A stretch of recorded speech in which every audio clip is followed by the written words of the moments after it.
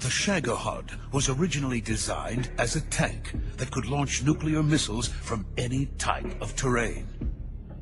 There was just one problem we couldn't figure out how to solve. The ICBMs we have today are simply too big for the Shagohod to carry. But the military would not hear of it. They demanded a weapon that could launch a nuclear missile directly into the American homeland. That is when I came up with the idea for Phase 2. But there's no way you could load an ICBM onto the Shagohod. So how'd you do it? By accelerating the Shagohod itself. Accelerating it? In Phase 2, a rocket booster unit is attached to the frame of the Shagohod.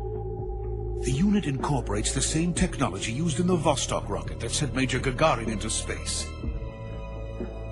Using this booster, the Shagohod can achieve a land speed of over 300 miles per hour. That monster can go more than 300 miles per hour? Yes. And from this state of accelerated motion, it launches a nuclear missile. So, the Shagohod acts like the first stage of a rocket. Yes, precisely. The range of the missile launched by the Shagohod thus increases from 2,500 miles to 6,000 miles. 6,000 miles? That's enough to strike anywhere in the United States. Not only that, with the Shagohod, there's no need to construct giant silos like the ones used to house ICBMs. All you need is a runway about 3 miles in length, or its equivalent. And you can launch a thermonuclear strike against any location in the United States from anywhere in the Soviet Union. It cannot be detected by spy planes or satellites. It's a mobile fortress, capable of deploying in secret and launching its payload at any time. A weapon from hell. A completed prototype now sits in the hangar. At present, it is the only one of its kind.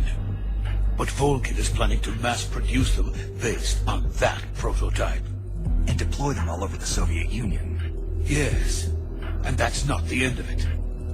He's going to ship them to Eastern Europe, to Asia, to all the countries of the Eastern Bloc. Even worse, he intends to use the Shagohod as bait to foment armed uprisings among dictators, ethnic insurgents, and revolutionary groups throughout the Third World. His funds are nearly limitless. He could start mass production tomorrow if he wanted. The reason that tensions between East and West have settled into a Cold War is because each side fears the other's power. Deterrence.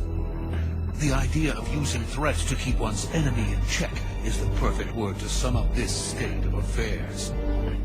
But the Shagohod goes far beyond the level of threat. It will render the concept of deterrence utterly meaningless. If such a weapon is unleashed on the world, it will not be long before all nations are engulfed in conflict.